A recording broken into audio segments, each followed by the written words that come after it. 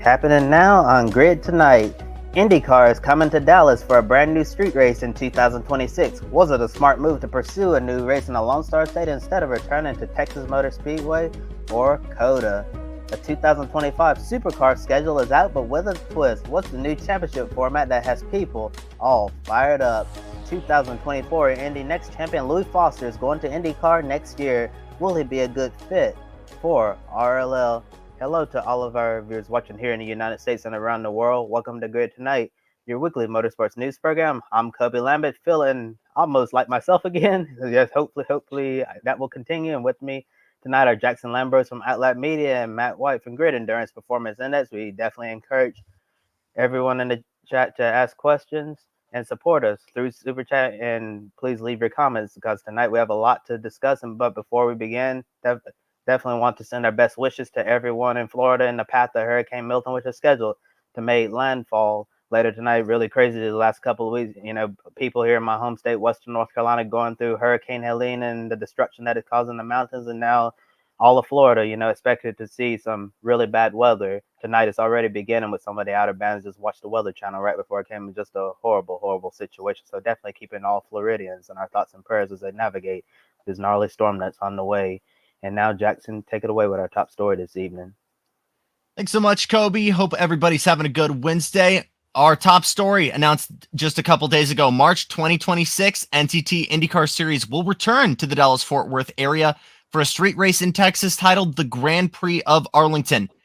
We're racing on a 2.73-mile street circuit that'll utilize two iconic sporting venues. We're in Jerry World, baby, AT&T Stadium, home of the NFL's Dallas Cowboys, and the recently built Globe Life Field, home of the defending World Series champions, MLB's Texas Rangers. New Dallas Street Circuit will see IndyCar's drive through Arlington Sports and Entertainment District. NTT Data North America's headquarters, also located in the Dallas-Fort Worth area. Roger Penske thanked the Cowboys, Rangers, and REV Entertainment for starting up this new partnership with hopes of building racing's next global spectacle. Both graphics of this segment courtesy of Penske Entertainment. Kobe, Matt, obviously a lot of different racing venues in Texas, not just present, but past. What are we thinking right now with moving to Arlington for IndyCar? Well, Jackson, I'll say what I said in our private chat among our team members at first. I want to acknowledge at first that I believe that we didn't necessarily need another street race on the schedule. I think we have enough street races right now in the NTT IndyCar Series, and I didn't think we necessarily needed one in the same market, as Texas Motor Speedway. As we all know, the last race we saw at Texas Motor Speedway, incredibly good, and people were wondering why would you want to leave that behind.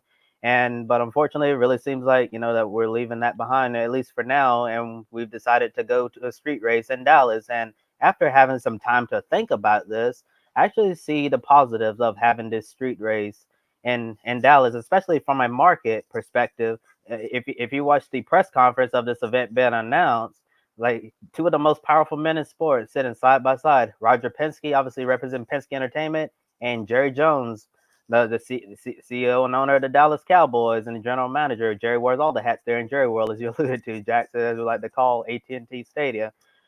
And seeing someone like Jerry Jones involved in a huge project like this is just massive for IndyCar. And I'll tell you this, you probably would not see Jerry Jones involved if this race was at Texas Motor Speedway, wouldn't be doing any promotions like this. And when IndyCar announced it on the social media page, who did they have leading the promo? You had Michael Irvin, Dallas Cowboys legend, the wide receiver, Pro Football Hall of Famer, wears so many hats. You wouldn't see Michael Irvin promoting a race at Texas Motor Speedway. And when the time comes for this event, you could see some of the Cowboys' biggest stars today out there at the track promoting the event. You can see Dak Prescott, CeeDee Lamb, Micah Parsons, any of your big name Dallas Cowboys, or even some more names of the past like a Troy Aikman or something like that, because I think that if you have these people out here helping promote this event, that's only going to help IndyCar, because one of the biggest criticisms of the past race on the oval at Texas Motor Speedway that the marketing was not great for that race. And we always heard stories about the locals, they're in the Fort Worth area, Dallas-Fort Worth area, they had no idea that a race was even happening at Texas Motor Speedway. And knowing how Jerry Jones and the Dallas Cowboys are, everything is big in Texas, and Jerry wants this event to be a success. So I'm sure he's going to have his team pushing this event really hard. And in all seriousness, while I said I didn't think we necessarily needed another street race on the IndyCar schedule, I really hope this event will be a success, because I think from a market standpoint, it definitely has a lot more potential than the lone race we had at, Circuit of the Americas, and then the races that Texas Motor Speedway had. I think it's just from a market standpoint that this is a good thing, but what will the racing be like? We don't really know right now. And another thing I wanted to point out, it was really crazy seeing your regular Dallas Cowboys beat reporters, covering this press conference, talking about IndyCar, which is something that, they wouldn't even be talking about if we were still racing at Texas Motor Speedway. So yeah, that's the big positive that I take away from that. And before I turn over to you, Matt, our own Joshua Birch is watching right now in the hospital, and thanking you for filling in, Jackson. And he said thoughts with everyone affected. And so on, we definitely hope you get well, Josh, and out of the hospital and getting back to doing what you love here on the Air Grid Network over at Joshua Birch Motorsports. And then Adam Limerick said the Grand Marshal for the Grand Prix of Arlington should be Dallas Cowboys owner Jerry Jones. By the way, go Padres, Jackson. Yeah, I have a feeling Jerry probably is going to end up being the Grand Marshal for that race. Yeah, it should change that "should" to "will," Adam, I think, in that comment. I like this idea. I think it's got legs. What have we got? St. Pete, Long Beach, Detroit, this coming. Nashville's obviously gone away for however long. Probably it looks like maybe that's done and dusted. So I think adding another one street track onto the schedule is a good thing. Down through the years we've seen IndyCar /kart /champ car /IRL go to all of these different random places across the states and hold a street race. So it's no different really. Back to TMS. Last couple of years, last couple 2 or 3 years since COVID, probably. It's been better. The racing has been that last couple of races with the Newgarden winning and McLaughlin being beaten at the last corner and that kind of thing. There've been tremendous races at TMS over the last couple of races there. But as you mentioned, Kobe, promotion was slim to nothing.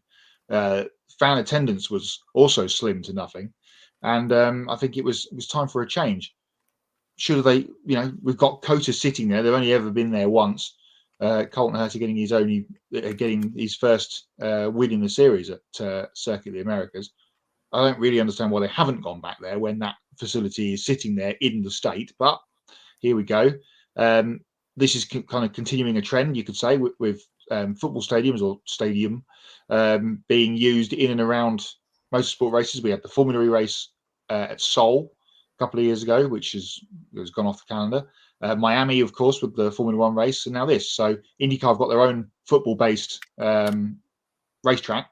Track looks good. I think it'll be a nice spectacle. And here's another. It could be completely consequent, or not. What's the word I'm searching for here? Coincidence. That's the one. Fox gets the stagnant stuff on NBC all through these years. Fox gets the IndyCar deal, and now we've suddenly got this race at Arlington. Could be, but it's a good start. We've got the IndyCar calendar again. Next year is a little bit samey, but that's been done a long time ago. Fox getting the IndyCar Series, and now we're going to get some more new events on the calendar. I think this is the first of hopefully many, even if they're just 1 or 2 years here or there and go away again. But like to see new circuits and in a slightly new market. I think that the Cowboys collective will obviously support the race and promote it very widely. It was kind of like this is coming, and then the day later it was here's the announcement sort of thing. So it's all out there now. We've got obviously over a year to wait for it, but pretty excited to see how it goes down.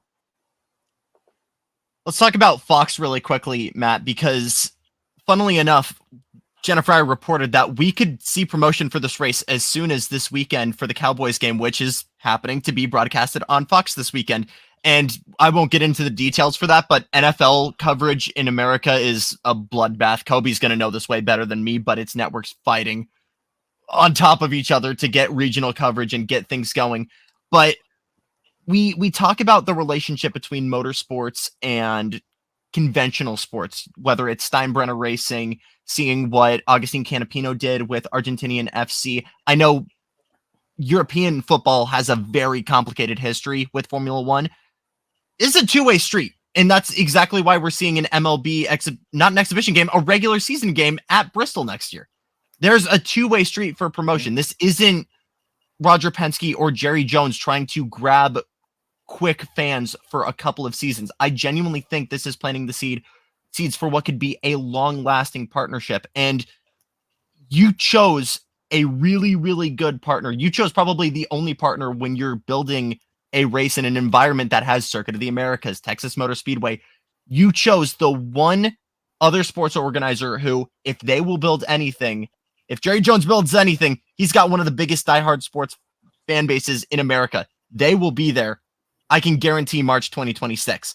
So again, a lot of options in Texas, but I think Roger Penske and Jerry Jones have put together a fantastic package to kind of argue why we're going here and not elsewhere. But let's talk really quickly about what we could be looking at. Again, this is all kind of subject to change, as we're going to have Kobe bring that up really quickly for me. 14 turn, 2.73 mile Dallas Arlington street circuit. IndyCar drivers expected to reach top speeds of 180 miles an hour, longest straight nearly a mile long. Also double-sided pit lane. We'll get into that in a little bit. I'm a fan of it, similar to Detroit. Joseph Newgarden actually disagreed with the speed say, and he's thinking, with hybrid system and where we could see cars going in the next couple of years, we could be hitting 200, which is unheard of on street circuits.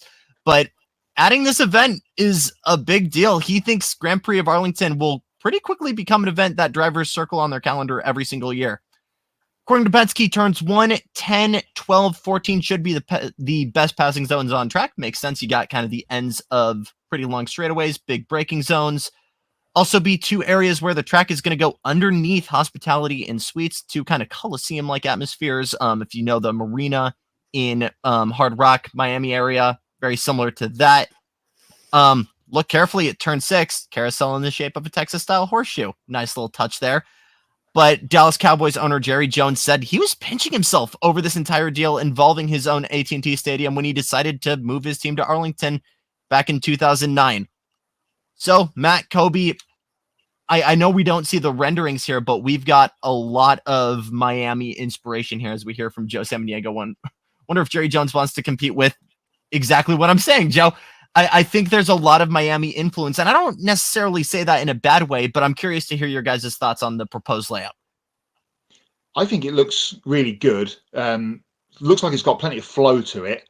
Not many like really tight technical sections where we're going to see cars go like 20, 30 miles an hour or whatever. That turn 4 and maybe turn 7 there on the left-hand side, probably going to be the slowest corners.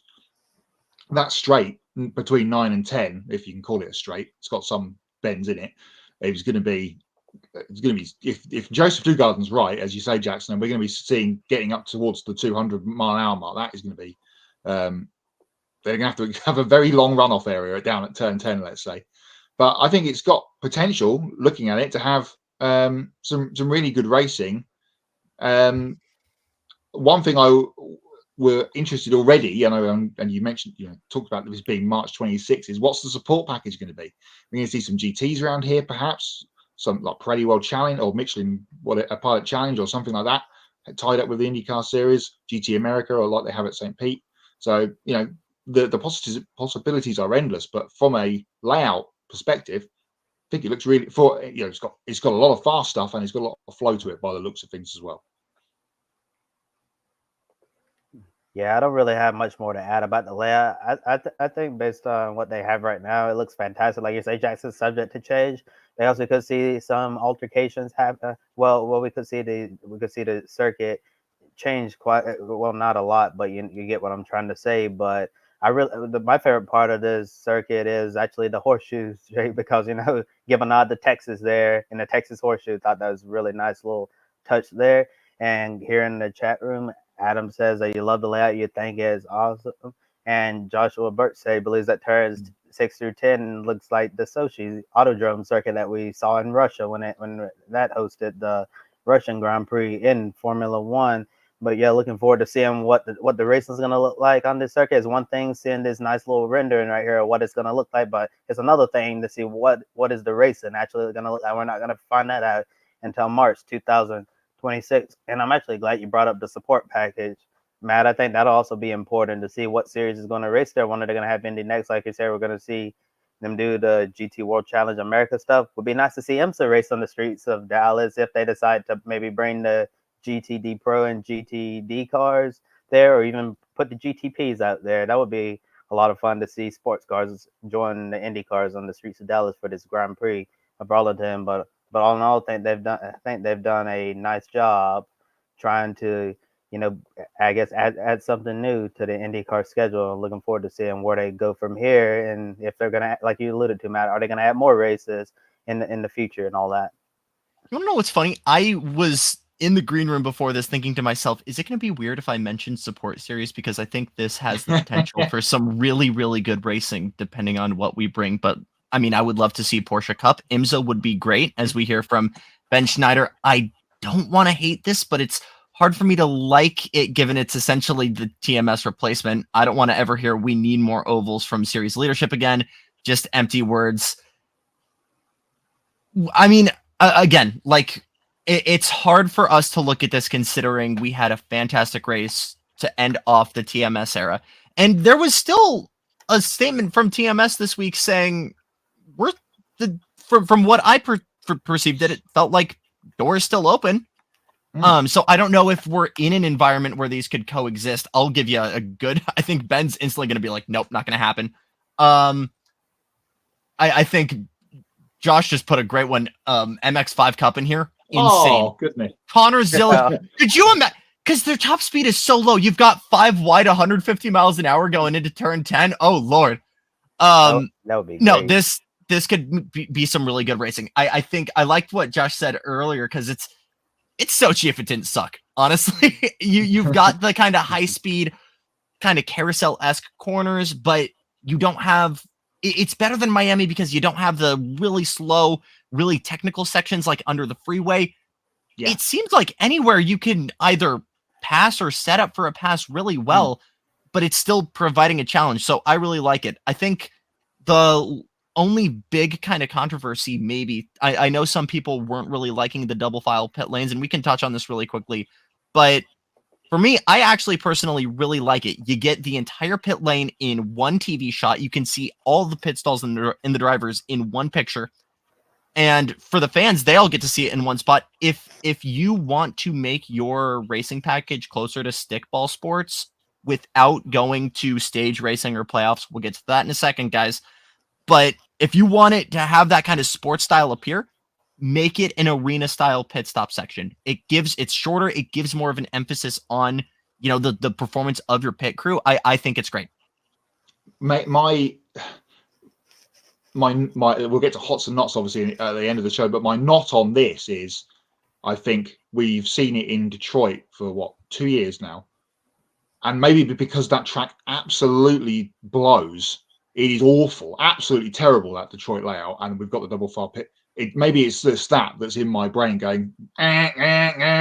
I'm going to tell you right now, and Josh sat in that booth with me, I can give you a MLA formatted list of issues with that track that I've seen firsthand. Double file pit lane, not one of them. And Josh can be the receipts on that. But Kobe, what do you got? I said, well, for me, I'm not a stickler one way or another about the double file pit lane, whether it's the regular style pit lane we always see, or if it's the double sided one. I don't really, I guess what I'm trying to say is it doesn't really bother me one way or another. But I will admit, when it comes to this double sided pit lane, it definitely makes it more interesting on pit road, especially when they're pitting under caution, because you in a normal pit sequence, the pit crew and the driver have to hit their marks and all that. But in a situation like this, it matters even more, because I think there's a greater chance for something to go wrong, and then you can shake up the race and all that. Yeah, so I guess from a dramatic standpoint, this double-sided pit lane can potentially add something there. 2 quick things before we move on from this. I jumped on you. Go. You mentioned Kobe IMSA perhaps going here. It's in March. That would probably conflict with Sebring. Yeah. So I doubt we may see some of the support package races go, but I don't think we'll see the big show. And then also a positive on this, it's in March. And what we've been saying about IndyCar for the last couple of years, we have St. Pete, and then we don't see them again until April. Massive gap. So you could go St. Pete, then you could go here, Thermal, Long Beach, back to Barber, and then off to Indianapolis in May. I think that all loops together quite nicely for the early part of the season. I don't think that was a full comment from Josh, but that's my receipt comment. And also, Matt, bold of you to assume, I say this wanting it to stay, but bold of you to assume we're going to see thermal past this next upcoming year. There we go. But no, just to kind of wrap this part up, I think when Roger Penske stated at the start of the year, we want more street circuits, we were terrified that we're going to get, just some square parks, a lot of 90 degrees, kind of like what Formula E is making. And he's putting together, granted, I know it's not ovals and it's not what we want right now, but he's working with great partners and they're making some really enticing formats right now. And it's hard to call it a street circuit, but I'm really stoked. Let's talk about another far more controversial story from this week, though. Let's move over to the Repco Supercar Championship, which last week at Mount Panorama announced its 2025 schedule. We'll see 13 race weekends next year. Bathurst 500s off the menu with the new season kicking off February 21st, 23rd at Sydney Motorsports Park. After that, goes to Albert Park, teams up with F1 in March, then a trip over to New Zealand in Taupo? Am I pronouncing that right? I think I'm pronouncing it right. Taupo. Thank you. Then off to Tasmania in May. There we got 2 races in June, going to Perth and Darwin, and then a return to Townsville in July. Paperclip is back. First time since 2019. Queensland Raceway returns to conclude the sprint races, and that's on August 8th to 10th. September 12th to 14th, endurance racing season kicks off at the Bend, and then the big one, October 9th to 12th. Bathurst 1000 returns on the same weekend. And then after that, wraps up the 2025 season with 3 huge race weekends at Gold Coast, Sandown, and Adelaide. Chat a bit about why these final 3 races will be a little bit more significant next year, but all graphics in this segment are courtesy of Supercars. Kobe, Matt, we satisfied with what we're seeing so far? Yeah, I'm mostly satisfied with the 2025 schedule. Like you say, Jackson, we're gonna talk about the controversial part of the schedule in just a little while, and I'm sure a lot of people, especially our own Ben Snyder in the chat room, will be the one who's most fired up about this. But looking at the schedule in general, I'm first gonna say I am very happy that we're not having the Bathurst 500 next year. I knew you were going to say that. I just don't know, but it just feels, considering what the Bathurst 1000 is, it doesn't feel right to me to be racing at this track twice in the same year. I feel like it should just be the Bathurst 1000 and leave it at that, rather than having a sprint race weekend around Mount Panorama. I mean, it's nice to see them race at Mount Panorama and all that, but I'd rather they save that for the great race. And obviously adding an additional round to next year's schedule is always great, because the drivers always complain that we're not racing enough, and that's why they decide to go overseas, race other categories, or even stay within the country and like racing something like GT World Challenge Australia, or even go to race. I've seen some of the drivers racing GT World Challenge Asia, and Chaz Mostert, he's actually just getting back to Australia in the last couple of weeks, because he just competed in the IMSA race at the Indianapolis Motor Speedway road course. Yeah, so because the drivers are not racing as much as they like, they decide to go race other things. And if you're going to and if you want to try to keep them, over here more often and all of that, instead of looking elsewhere, the best thing to do is to try to add more races. But at the same time, Supercars is trying to keep costs down and all of that, because if you're running too many rounds and all that, then the budget goes way high, and then you're going to run into problems. So I think, excuse me, but yeah, I think Supercars did a really good job with this schedule. I know in the future they want to try to go to international rounds away from Australia and New Zealand. It would be nice for them to come to the United States and race. Hopefully we can see that again, just like we saw them race at COTA, over a decade ago, and all of that. But what they got now, I think they did the best that they could given the circumstances. Yeah, it's got some interesting changes here. Happy to see Queensland's Raceway back on the schedule, and interesting that Sandown is moving, after Bathurst towards the end of the year, and Sydney Motorsport Park. Usually see that, in the summertime in the Northern Hemisphere, but now is moving that to the very first race at the beginning of the season over there at Sydney. So that's quite an interesting change, but overall, thought Supercars did a solid job. And Adam Limbery says, love seeing Queensland Raceway back on the Supercar schedule because it's an awesome track. Yeah, it truly is. What do you think, Matt? Well, positives on this is Queensland coming back is great. And Tony Quinn has pumped a load of money into that place and upgraded it since the pandemic, basically, and has got it back ship shape again, which is really good. If we can get Winton back on the calendar, then that would be excellent as another sort of traditional country round for Australia. So that they're the positives. You mentioned, Kobe, that we heard it a lot earlier in the year about them talking about going to Singapore to be there with the Grand Prix. I don't think that one's going to happen because it's too close to Bathurst, and it's in the middle of endurance season. I don't like. Obviously, it hasn't happened yet because we've never had a 500-kilometer race at the Bend, but we're going to get one next year. It hasn't been on the schedule this year. They've had a year off, and it comes back to be the 500k Bathurst Enduro. So, I mean, it's one of those tracks that's great for probably to drive round, but as a spectator. Or TV spectator in our cases, I don't think it's going to be great for a 500k race, but we'll see what happens. All this talk about Sandown over the last couple of years is that we're going to lose Sandown altogether because it's going to be turned into a housing estate. Hasn't happened yet, so we should be going there for the 500 like we did a few weeks ago. Interesting it's moved into that where there was a gap between Gold Coast, which is on its always traditional end of October date, and Adelaide. So that's interesting. Talk more about that in a minute. The good thing is with all of this is we're going to get more or less practice and more racing. All of these early rounds up until the Bend are going to be 3 races per weekend rather than the 2, apart from the Grand Prix, which is 4 sprint races. But we're going to have 3 races per weekend instead of 2. So we're going to get a heck of a lot more racing, which is really, really good. More storylines, more changes in the grid ranking because there's going to be more races going on, and more chance for these guys to be in supercars. You mentioned Chaz Mostert going and doing the IMSA race. He's been doing the GTs in Australia all season, as is Will Brown.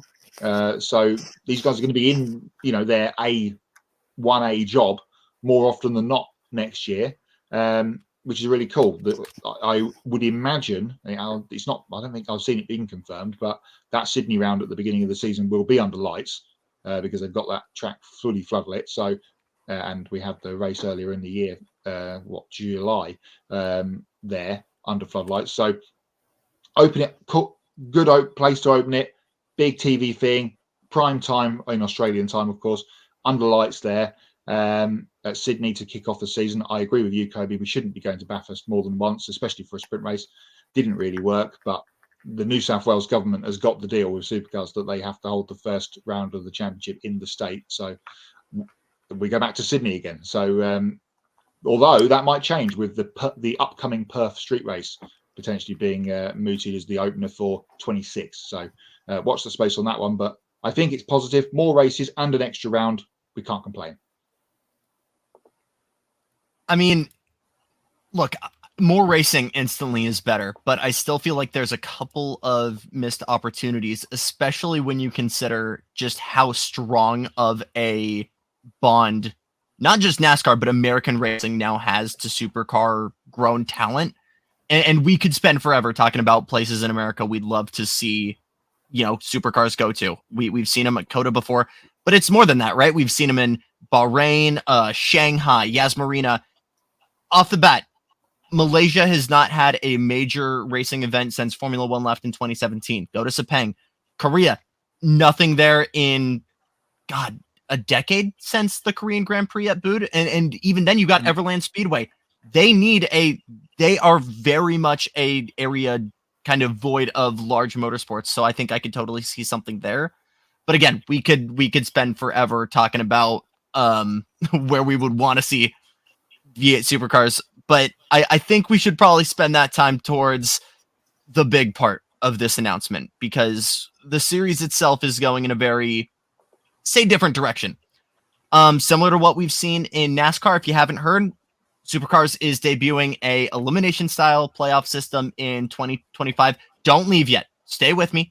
Stay chase here, for the Ben. cup or the playoffs. This is not, we're calling it the finals. It's breaking down the season into 3 pieces. You got rounds 1 and 8. First couple of races at Sydney, Melbourne, Taupo, Tasmania, Perth, Darwin, Townsville, and Queensland. That's your Sprint Cup. After the weekend at Queensland, Sprint Cup champion will be crowned and then awarded to an automatic playoff berth. After that, we're over to the Enduro Cup events, Ben 500, Bathurst 1000. And then after the great race, we go crown an Enduro champion. And they'll also earn an automatic playoff berth, by the way. But if the Sprint and Enduro Cup champions are within the top 10 in points, only 8 additional playoff spots will be available on points. So next year's Bathurst 1000 will also serve as the beginning of the regular season, will also serve as the regular season finale, which I actually like personally. But with the Supercar finals, aka playoffs, beginning October 24th to 26th at Gold Coast, the top 10 in points from Sydney through Bathurst, which includes Sprint and Enduro Cup champions, will get to compete for the championship. And at the start of the postseason, points will reset to 3,000. This is where it sounds familiar. Points reset to 3,000. Additional bonus points will be awarded based on regular season performance. If a driver wins one of the 2 Gold Coast races, automatically into the next round. But if the bottom 3 drivers will be eliminated from the round of 10. The round of 7 kicks off at Sandown November 14th to 16th, with the top 7 drivers seeing points reset to 4,000.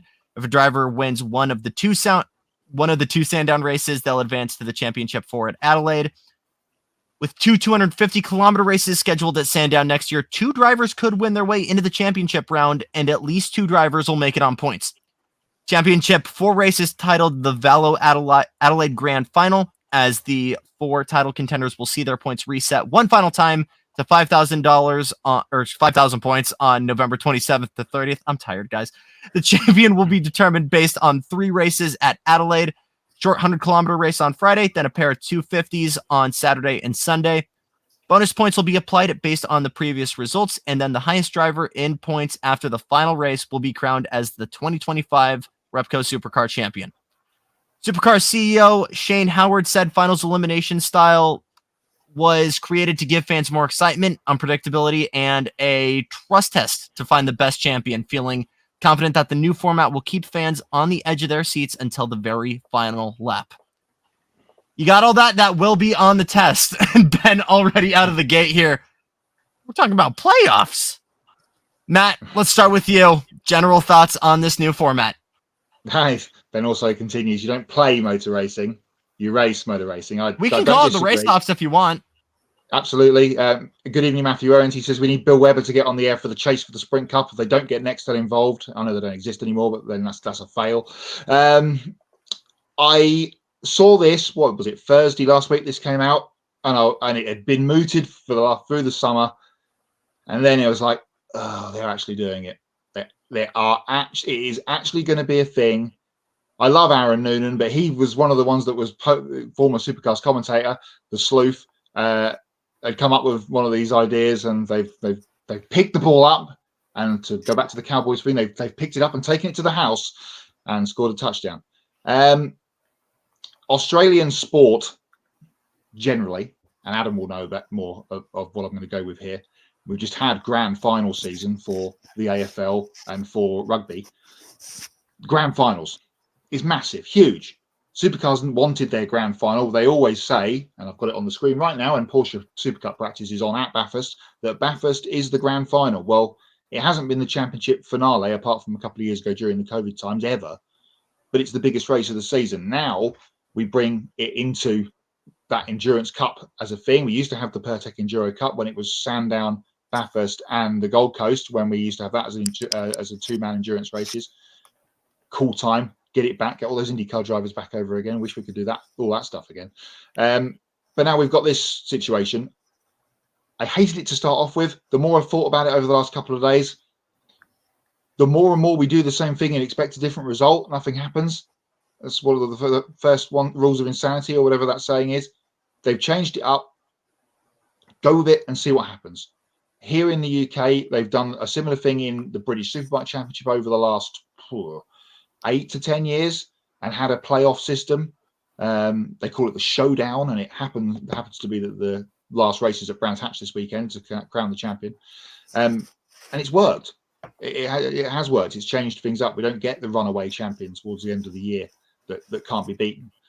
So I don't know. I'm skeptical, but I think I'm coming around slowly to the fact that it might be quite good. Matthew continues. He says, and we'd like to welcome Supercars to the Choice World. Playoff controversy that tears fans and legions apart. Yes. Josh is maybe being hospitalized for my mouth surgery wasn't a bad thing after seeing that long-winded script that Jackson just went through. Supercars copying NASCAR. Adam says, well, I mean, Supercars guys going to NASCAR and winning races. It's going to be a thing. Might well be one again this weekend at Charlotte. I don't think it's a copy, but here's a cool idea. Other people are doing it. Let's try it ourselves. I was going to go somewhere before I started reading Matthew's comment, and now I've forgotten what it was. Yes. Someone said on Facebook earlier, I saw that they'd done a recalculation of last year's points, and we know Brody Kostecki was the champion. But if you last year's point system through this format, that Cam Waters would end up being the champion. So it changed the way that last year finished if we'd run that then. What I do like, and I won't go back to the free races thing, is at Adelaide, there's going to be that race on Friday. We'll have the traditional 250k races, which has been a staple of that event since day dot. But we can have a 100k race in the twilight on Friday, which will be really good. Sets up the weekend or change the points around a little bit. Then you can just build and build and build through the rounds. You sound quite positive on this, and the more I talk about it, I think it's going to be a good idea. I don't know about you, Kobe, but I'm warming to it the more I talk about it. Yeah, Matt, I've been studying this playoff format since it. Excuse me. Yeah, as I was trying to say before, that looking at this playoff format, it's definitely interesting. I'll say that, and I also want to start off by saying the only finals that I know are the NBA finals. Yeah, so. But overall, I guess this is just where we are right now in the racing world as my voice decides to go. But the biggest question that I have about this playoff format are the bonus points you mentioned. Jackson, Supercars still, unless I've missed it, and Adam says you're the Supercars expert in the chat room. Let me know if I have, but I didn't see anywhere where Supercars announced like how are the bonus points going to work. Yeah, since in the press release it said that. That when the points reset, that the bonus points are going to be based on regular season performance. So is it going to be like in NASCAR where you win a race and you get 5 playoff points? I wonder if you win a race on Supercars, you're going to get like are those bonus points to talk of basically going to be what we call playoff points in the NASCAR playoff system? And if that's the case, like how many bonus points / playoff points are they going to award when the points reset? So that's probably something that they're figuring out right now, unless I've missed that. But looking at this entire playoff that they're going to be attempted next year, I think it obviously makes sense. Your ultimate crown jewel race, the Bathurst 1000, having that be your regular season finale is probably the right move. Since all the attention is going to be on that race, you're obviously going to want to win. You're obviously going to want to win the Enduro Cup. You're obviously going to want to win the Bathurst 1000 and then solidify your spot in the playoffs and all of that. And when I think about the Enduro Cup, something like this could have benefited someone by the name of Brody Kostecki this year if we had the playoff system this year, because as we all know, we covered all of the drama Brody had off the track with Airbus Motorsport and the legal situation and how it didn't look like he was going to race at all this year. And then all of a sudden they came to a resolution. And we saw Brody come in after missing, the first little bit of the season, and basically by then his championship hopes were over. I mean, Airbus, they really haven't looked like themselves at all this season. But in a perfect world, just think, under next year's playoff format, if you were a Brody Kostecki who was, going through legal situation with your team off the track, and if you came in later in the season, like under current format, Brody's season's over. But if the situation were to arise under next year's format, yeah, your Sprint Cup season would be over, but you could circle those Enduros and you could potentially get into the playoffs that way. So if Brody Kostecki and Airbus was in a situation like that next year, and we know he's not going to be there next year, but just speaking hypothetically right now, your Sprint Cup season is wrecked, but then you can go out there, go to the Bend Motorsport Park, and then go to Bathurst. You don't necessarily have to win those events, but at least be the highest finishing driver in points in those enduros. So you could potentially save your season and get into the playoffs that way, which would certainly be really interesting. And then for those final 3 race weekends that they're going to have the playoffs, you can carry the why not us mentality, and you can try to make a deep playoff run, so to speak, and try to fight for the championship and what's been a dismal year for that team. So I could see, something like that happening. And looking at seeing what some others are saying about this, I know I've been reading some of the comments from the fans, and it seems like most of them are universally against this idea of bringing a playoff format to the Supercars Championship. But I will say one of their former champions, Scott McLaughlin, said he likes it. He said you got to be good and consistent at the end over 3 tough tracks. Everyone hates change, but he feels like that this will be a good one. And then he replied to a fan's comment, saying that basically means 90% of the season doesn't even matter now.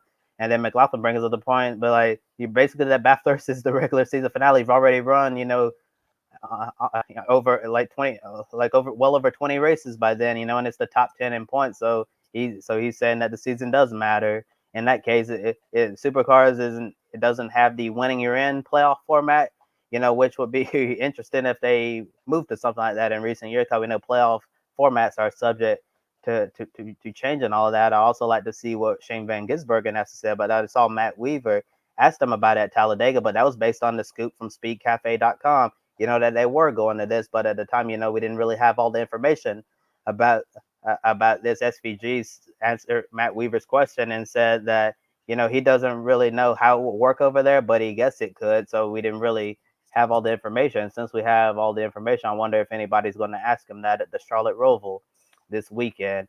But all in all, like you said, Matt, I'm going to take a wait and see approach to this playoff system in the Supercars, and we'll see how it goes from here. At least for the grand finals championship 4 style race that they're having in Adelaide, they're actually going to be going into the weekend, resetting points, and based on those 3 races that we said in Adelaide, that's going to determine a champion. It's not like it's going to be just one race at Adelaide and the highest finishing driver is going to win the championship there. So you're still going to have to be consistent throughout the weekend there. So it's not like, it's not like just one race is going to determine what happens in your season. You're going to have 4 lucky drivers who are able to battle for a championship, and the best driver and team throughout the course of the weekend is going to be champion.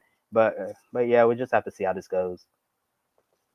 Yeah, I'll touch on this really quickly because I was actually going to mention the McLaughlin quotes. Kind of the favorite one that I saw was one fan said a bad weekend can throw an entire season away in this format, and Scotty Mack said so can a DNF at Bathurst in the current season format. Yeah.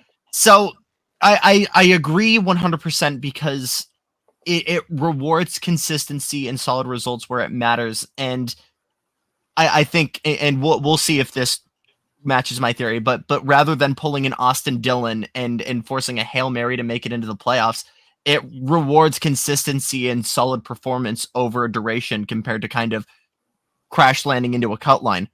I like it because it's different enough from NASCAR's format. And granted, it could make certain races an absolute snooze fest because no one wants to lose positions. We'll see how the championship playoff is. We don't even know how half of this system actually works right now. So as Matt Owen says, entertainment value up, controversy level and headlines up, legitimacy. Again, if I'm totally okay with it if it's going to keep racing alive in the state that it is, because we talk about if I'm organizing an event right now, the 2 races I want biggest, where I want to be in order, is either the season opener or the season finale, because there's at least some hope right now if I'm like running an IndyCar race. And I'm not saying we need IndyCar playoffs, not at all, but there's a little bit of promise in there's chances that my race might be the one where we crown a champion. But if I'm now Queensland Raceway, I'm able to tell promoters, hey, this is the finale of the sprint series. We're going to crown a champion at the end of this thing. And the same thing applies to, don't get me wrong, Gold Coast, the Bend, these are already prestigious tracks, prestigious events, but you're able to add a little bit of, a little bit more to that package when you're presenting it to TV, to sponsors, to advertisers.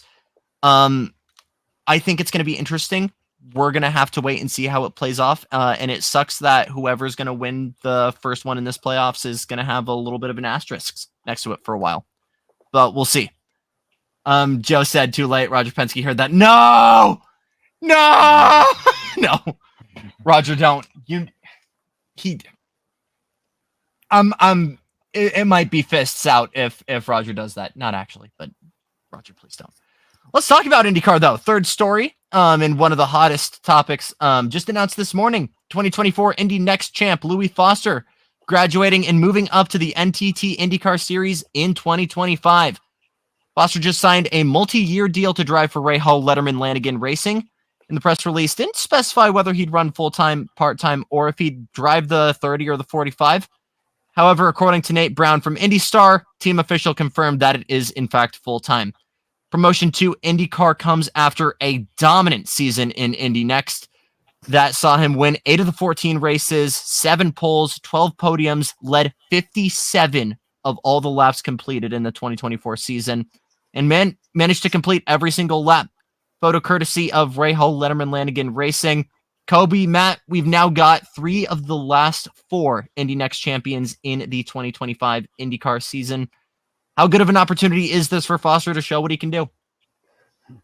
Yeah. And before I answer that question, Jackson, I'll read what Ben says. He said, if IndyCar goes to the playoffs, I might bounce too. Announce my retirement from motorsports media. Oh, you want to really quickly before we actually get to this?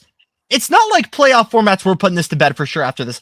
It's not like playoff things are controversial outside of racing. Just ask Ben's Phillies and the LA Dodgers right now. Go.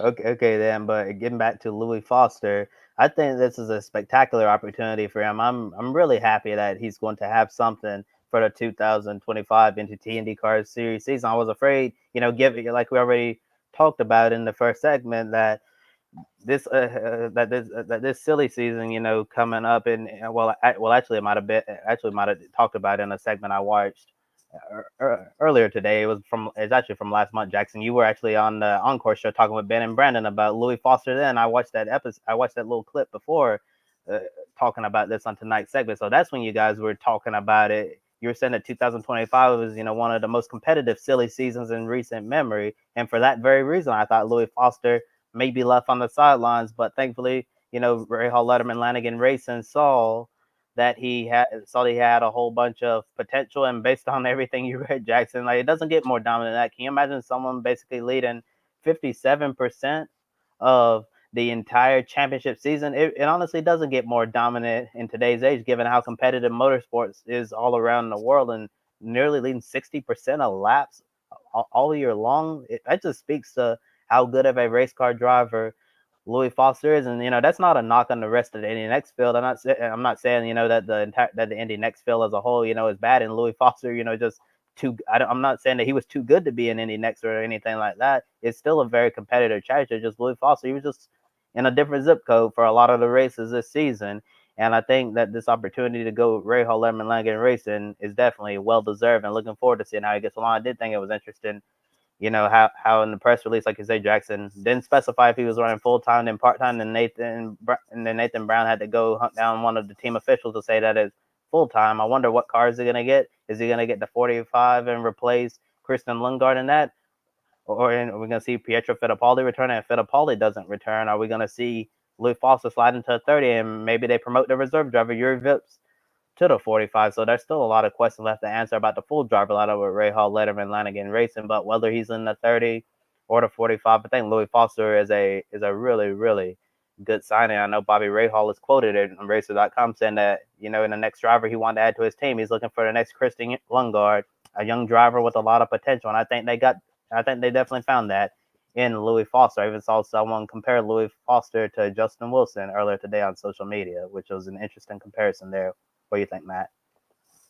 Well, great for the British IndyCar fans that we're going to get Louis Foster on the grid. That's a big positive, because it looks like we're probably going to lose Jack Harvey, aren't we? So that as a full timer. So good for us that we've got Louis to cheer, and he has been tremendous this year in Indy NXT. Was it 7 races in a row or something that he didn't finish lower than second towards the end of the season? Incredible run, and 57% of the laps in the whole season led is just is a massive number. And when I saw I think the first I saw of it was, Kobe, when you posted it in our chat that there was going to be an announcement. And my first thought was they're going to announce Graham Rahal's coming back. But they've actually done something different, which is quite good. And again, what was it? A couple of years ago, Indy NXT was looking like it was, well, at the end of Indy Lights. It looked like that championship was going to be on its knees. And now we've seen all this promotion in the recent time. Well, of course, we can add Roland Siegel to that list as well, coming up through the year and getting into the McLaren car for his various routes. So it's really positive for the series, which just seems to be going from strength to strength. And yeah, I mean, I guess it's one of those, we're going to have to give him some time to get up to speed. He's already driven an IndyCar. He had a test last month to, I can't remember who that was with actually, but I did read that he had a test last month.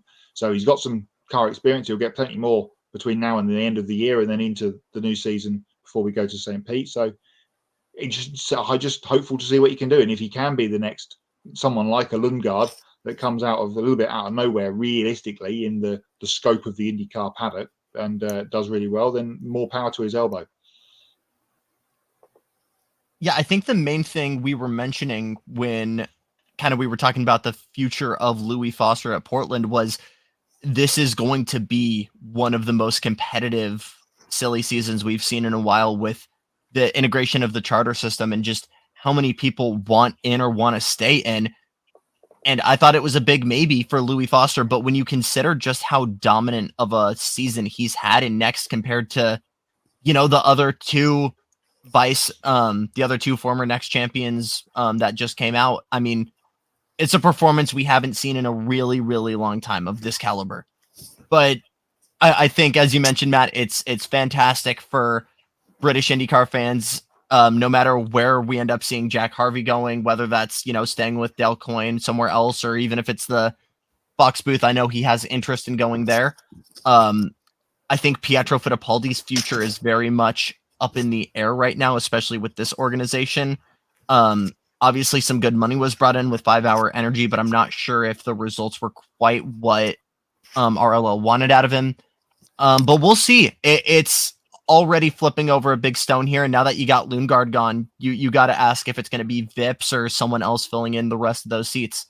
But that is going to be it for our main headlines here. We had a really, really big race weekend, though, of EPI stuff. As Matt Owens also mentions, I also have to log off for the night. Thank you so much, Matt. We had a really big weekend of endurance racing, though. For more on that, though, here's Matt with the Grid EPI update.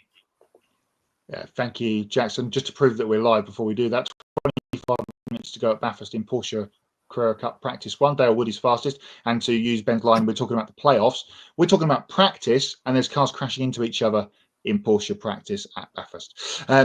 Grid EPI update then for this week. And there was a big race, quite a big one. Let me read Ben's comment first. Part of me wants to crash the set and log on to StreamYard for Hots and Knots at this point.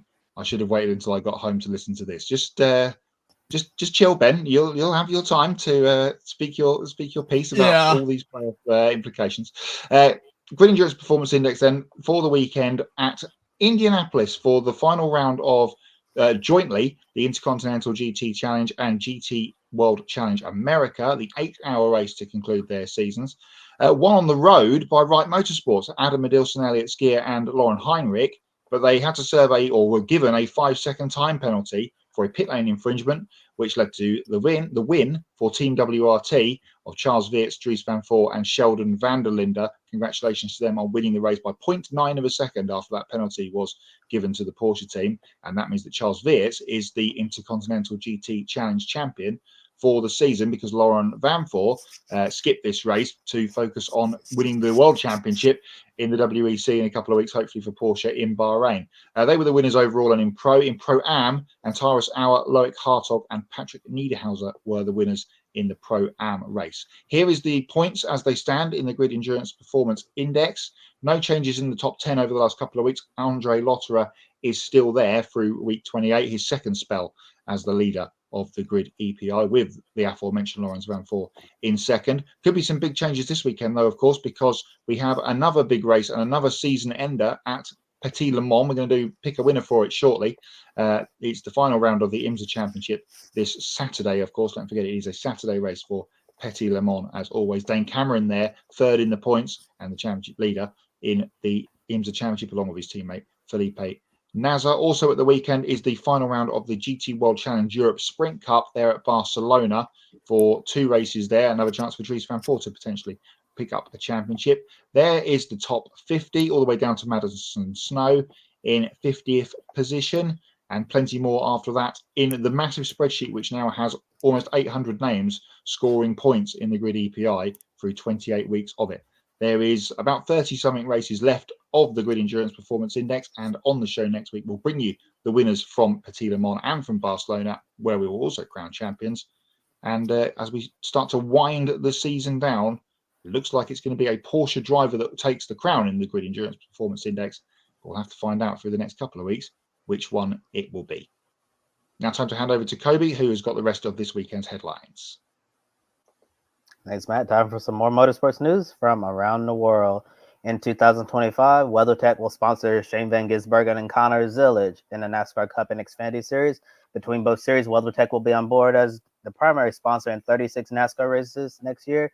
SVG stepping up to the Cup Series full-time at Trackhouse in the number 88 Chevrolet. He praised WeatherTech for understanding what it takes to succeed in the marketplace as well as on the racer, and noted that he's raced with the son of the company's founder and CEO, Cooper McNeil, in IMSA competition. And on the other hand, Zillage will be driving the number 88 Chevrolet Xfinity for Junior Motorsports. Zillage said that WeatherTech has played a significant role in the success of sports car racing in America, and he feels honored to carry their brand in the Xfinity Series, both graphics courtesy of Trackhouse Racing. And on last week's episode of Grid Tonight, we talked about the changes with the ownership structure at Andretti Global. Now Michael Andretti has penned an open letter explaining his decision to take a step back from his role leading his race teams across the motorsports world. In this letter, Andretti said many of his best memories have come while leading his organization, and he's proud of what he's built over the years at Andretti Global. However, he acknowledged that decades of running flat out doesn't come without sacrifice. So after thinking long and hard about it for several months, Andretti thought it was the best decision to step away from day-to-day operations and pass the torch over to business partner and Group 1001 CEO Dan Towers. Andretti admitted that we won't see him at the racetrack often anymore, but he's not going away completely because he's still going to be an advisor at Andretti Global and help the team wherever he can. But he wants everyone to know that his passion for the sport and support for his team remains unwavering. When talking about what's next for him, Andretti said he's excited about the opportunity to spend more time with his family, including his 10-year-old twins, his newest granddaughter, plus exploring new things on a personal level and with his other business. And at the very end of his open letter, Andretti made it perfectly clear that this isn't him saying goodbye from motorsports, more so just turning the page and entering a new chapter in his life. Photo courtesy of Andretti Global. Legacy Motor Club is making some changes atop the pit box effective immediately this weekend at the Charlotte Roval. After leading Eric Jones's number 43 team for the last few seasons, the organization is parting ways with crew chief Dave Ellens. Replacing Ellens as Jones's crew chief is Ben Bayshore. He's moving over from leading the number 42 team. Newly appointed technical director Brian Campy will replace Bayshore's John Hunter Nemechek's crew chief. Campy previously served as the technical director at Hendrick Motorsports, and he was the man leading Kyle Larson's strategy in the Indianapolis 500 earlier this year. Graphics courtesy of Legacy MC, with Carson Kroppel stepping up to the NASCAR Xfinity Series full-time next year. Junior Motorsports has chosen the two-time defending Advanced Auto Parts Weekly Series national champion Connor Hall to lead its late model program in 2025. Hall will drive the number 88 Chevrolet with sponsorship from Bass Pro Shops. He said that JRM has the top late model program in the country, and it's a dream come true to wake up every day and work toward the common goal that everyone on the team has of winning more races and championship, plus carrying on the team's legacy. Graphic courtesy of Junior Motorsports. 2024 USF Pro 2000 champion Lockie Hughes will move up to INDY NXT full-time next year. Hughes will drive the number 26 Dallara for Andretti Global in his championship-winning season in USF Pro 2000. Hughes won 5 races, earned 6 podiums, 4 poles, and got the Rookie of the Year award. He'll get on track in an INDY NXT car on Friday, October 18th at the annual Chris Griffiths Memorial Test at the IMS Road Course. Hughes thanked his parents, sponsored the McGinley Clinic, and the USF Pro 2000 Championship for making his INDY NXT program possible. Photo courtesy of Andretti Global. McLaren signed Ella Lloyd to his driver development program. She'll represent the team next year in F1 Academy driving for Roden Motorsport. Lloyd has only been racing competitively for 2 years, but the progression she's showing so quickly is very impressive. Earlier this year, Lloyd competed in the Formula Winter Series where she won the female driver trophy multiple times, including 3 second-place finishes and 1 third-place finish in British Formula 4 in a year that saw her finish in the points multiple times. Lloyd also made her F1 Academy debut earlier this year in Singapore as the wildcard driver, and she finished in the points in both races. She'll also get to test a McLaren Formula E car next month at Valencia in Formula E's first ever test session for female drivers only. She said it's an honor to drive for the team with a great racing history and long track record for developing young talent. She cannot wait to race in papaya colors. I'm sure you'll also be hearing more about her on a future Women in Motorsports episode as well. Photo courtesy of McLaren. American driver Jack Crawford will get a third full season in Formula 2 with Dams Lucas Oil re-signing him for the 2025 season. The Aston Martin Racing F1 development driver has shown noticeable improvement in his second year in F2 with a victory in the feature race at Barcelona, along with 4 additional podiums. With 2 race weekends to go at Qatar and Abu Dhabi, Crawford sits 5th in the F2 championship. Crawford said he's happy to return to the same team with the goal of finishing the current season with a top 5 points finish in 2025. He hopes to take things a step further by being a regular contender at the front of the grid. Photo courtesy of Dams Lucas Oil. And if you've been paying attention to the recovery efforts following Hurricane Helene, then you know how much Greg Biffle has been doing to help people in my home state in Western North Carolina. Biffle and his crew have been delivering supplies to people in hard-hit areas by helicopter. He's also been documenting his journey through the North Carolina mountains on his social media pages.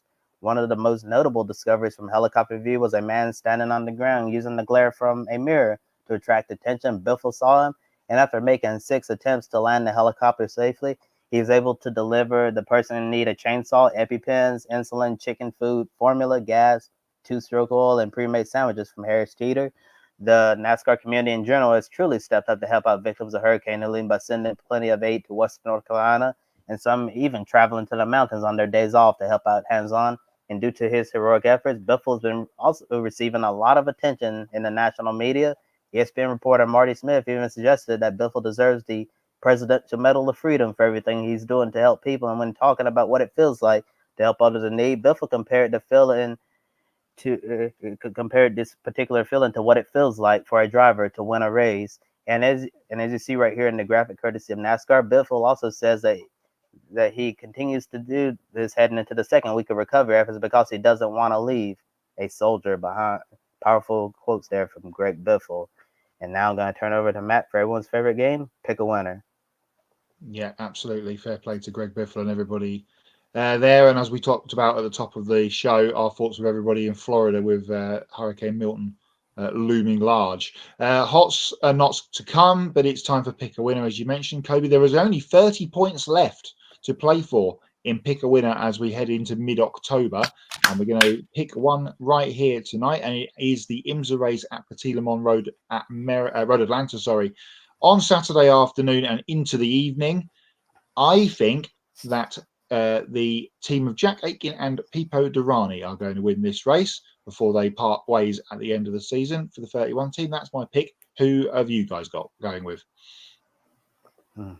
Well, I'm gonna go with the race winner first. I think you're gonna see Wayne Taylor racing with Andretti close out the era with Acura with a victory before they go to Cadillac next year. I think it's gonna be the number 10 Ricky Taylor, Philippe Albuquerque, and Brendan Hartley been drafted back in for this finale. I think they're gonna end up winning Motel Petit Le Mans this year. But looking at the championship battle right now, picking a GTP champion, since that's what we usually do for pick a winner at the end of these racing seasons, I'm going to go with the number 7 Porsche, Dan Cameron, Felipe Nasr. Matt Campbell's coming in to help out their championship effort. I think after the penalty, the number 6 Porsche got after the race at the Indianapolis Motor Speedway. I think that's going to really hamper their championship hopes. So I think the 7 is going to end up holding on, but anything is possible, especially, with the unpredictability that these IMSA races bring. And Adam says what Greg Biffle is doing here in Western North Carolina is incredible and amazing regarding Hurricane Helene. Yeah, really nice to see what Biffle is doing there. Who you got, Jackson, from Petit Le Mans?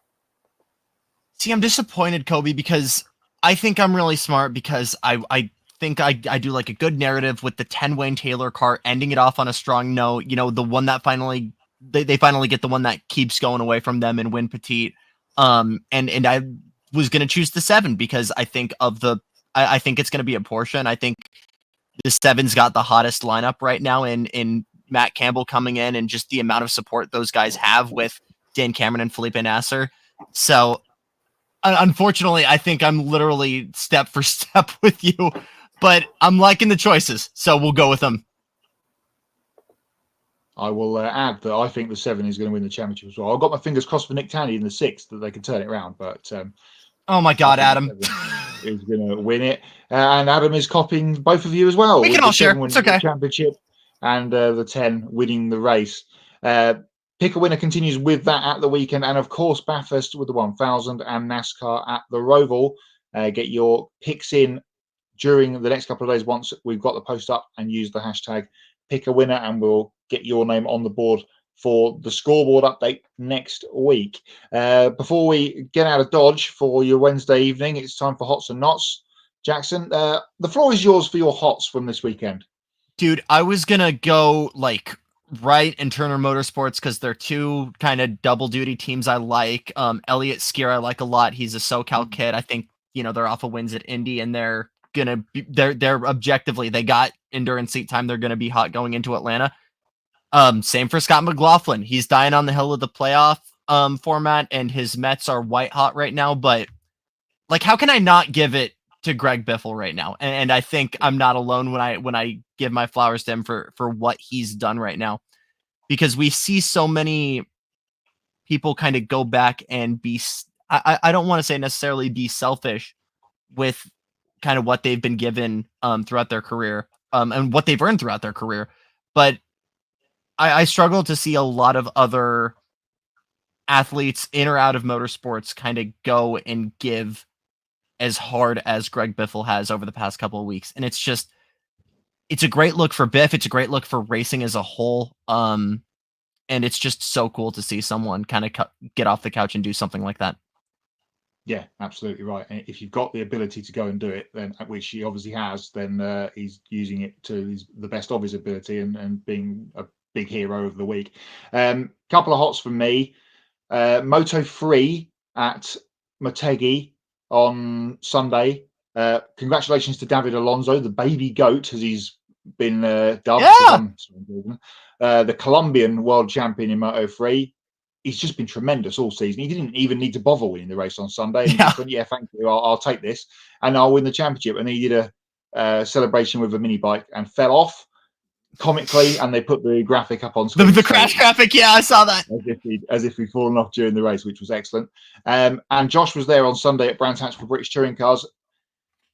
Jake Hill versus Tom Ingram. They both won a race going to the final race. There was 1 point in it for the championship. And Jake Hill came second in that race to Tom Ingram, 6th in the final race to take his very first British Touring Car Championship title. So congratulations to Jake and to Simon, who I've got to know a bit, his dad, who I've got to know a bit more through my A1GP connections because he used to work on there. So really, really cool to see that little family team come up and win the championship at Brands Hatch on Sunday. I have knots from MotoGP as well, from the MotoGP race. Oh my goodness, it was boring. Good Lord, that Motegi MotoGP race was absolutely dull. Nothing happened for 45 minutes. And the only thing I got mildly up about during the sprint or the Grand Prix on the weekend at Motegi was Pedro Acosta falling off from the lead in the sprint race, where I audibly shouted, "No!" at my television at 6:30 in the morning or whatever time it was when he fell off out of the lead. He will win one. It's getting closer, but he was almost there at the weekend and he fell off. So they're my knots. Oh, also a hot was, apart from the fact they were all saving fuel, 4 wide at Talladega was yes, really, really cool. That was super hot. So I'm not really going out for anybody this week, and I think you mentioning Motegi got me thinking, like, there are other series I would love to see racing at certain places, and the mental dot's kind of connected to NRG Park in Houston. If they had a crystal ball and saw what the other NFL team on the other side of the state would be doing 10 years from now, how much harder would they be trying to adapt their circuit? Because they didn't know it back then, but with Miami and with what everybody else is trying to do right now for these semi-street circuits, they had the blueprints for how to go street racing at a new venue in America. How much are they shooting themselves in the foot right now about what could have, should have been? I don't know. Just a little thought there as we hear Ben Schneider. Actually watched MotoGP on True this weekend. Glad to know I wasn't the only one who thought it was pretty dull. I saw highlights. Wasn't a lot. Joe saying hot for MotoGP. Yes. Yeah. Yes. I mean, the championship battle is on. I can't wait for Phillip Island next weekend.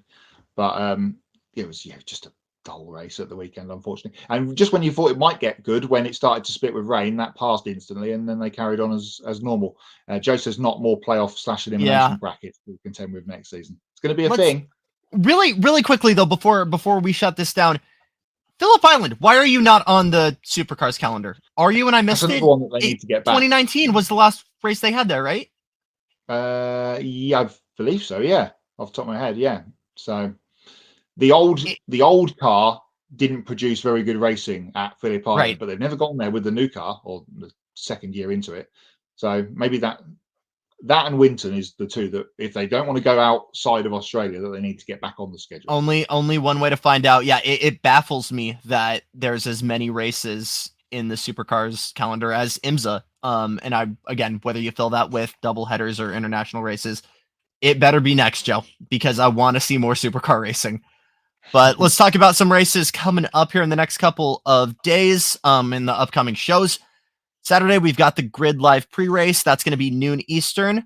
Grid Live wrap-up is going to be Sunday, 90 minutes after Cup Series at the Roval. That could be really spicy. Monday, we got Grid Encore. That'll be recapping Xfinity at the Roval. And then this week out, we're going to do it all over again. So in the meantime, we would love it if you guys continue to subscribe to our YouTube channel.